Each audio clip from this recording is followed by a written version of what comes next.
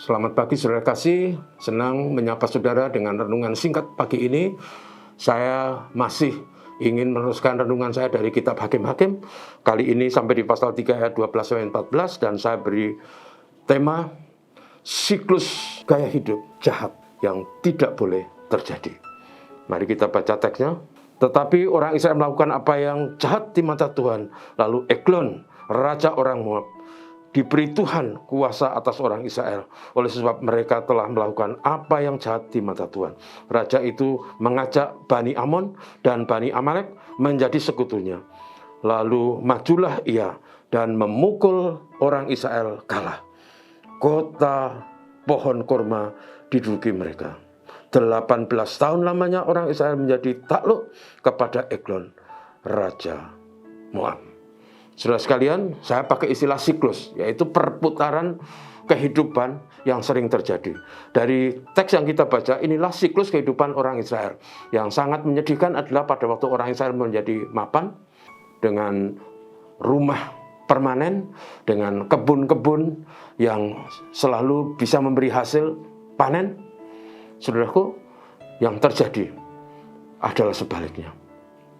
Justru pada waktu mereka menjadi makmur, hidup nyaman, terasa aman, semua serba ada dan nyaman, akhirnya terseret kepada gaya hidup duniawi yang hanya mengejar kesenangan daging, mengejar hawa nafsu manusiawi, hanya mengejar kebahagiaan, gaya hidup yang hedonis, dan akhirnya mereka lambat laun mengabaikan sabda Tuhan, mengabaikan perintah Tuhan, dan bahkan karena abai terhadap sabda Tuhan, gaya hidup mereka diwarnai dengan berbagai perilaku tercela.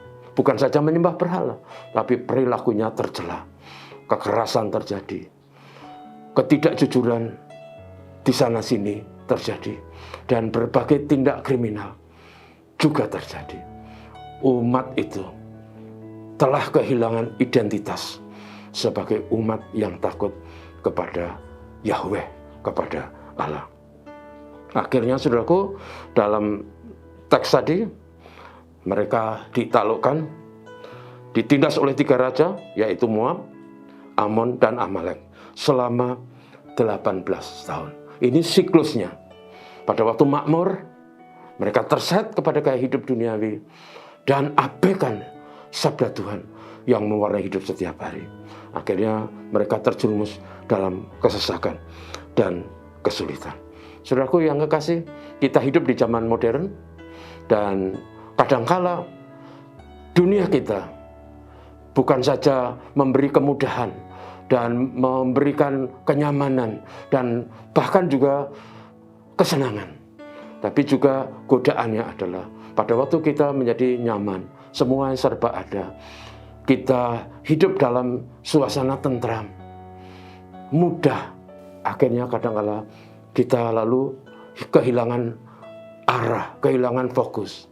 Kita terseret kepada perilaku-perilaku yang hanya mengejar kepuasan daging, yang hanya ingin memuaskan nafsu kita, yang hanya ingin mengumbar apa yang ada dalam dunia, kata firman Tuhan, yaitu keinginan daging, keinginan mata, dan keangkuhan hidup.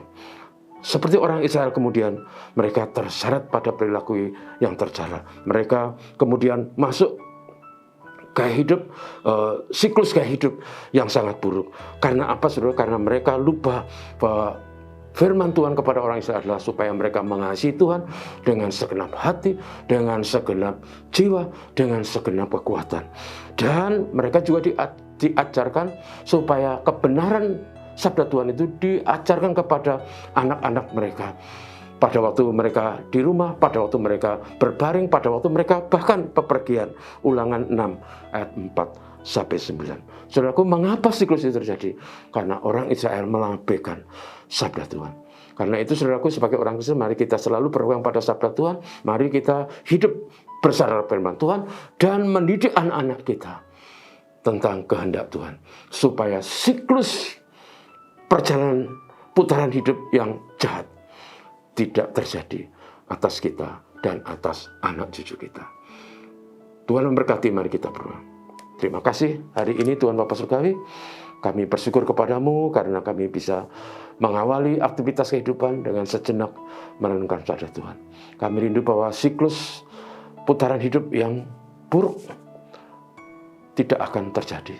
Tolong kami selalu dengar-dengaran kepada sabdamu. Tolong kami supaya kami selalu peduli kepada anak-anak kami untuk dididik dan diberi pemahaman tentang sabda Tuhan dan kebenaran. Tuhan menolong kami semua dalam aktivitas, berkati GKNF, berkati juga GKN Jawa Bali yang akan ada sidang wilayah. Terpujilah namamu, kami bersyukur berserah padamu hari ini. Bapa, terima kasih. Amin. Selamat pagi, saudaraku.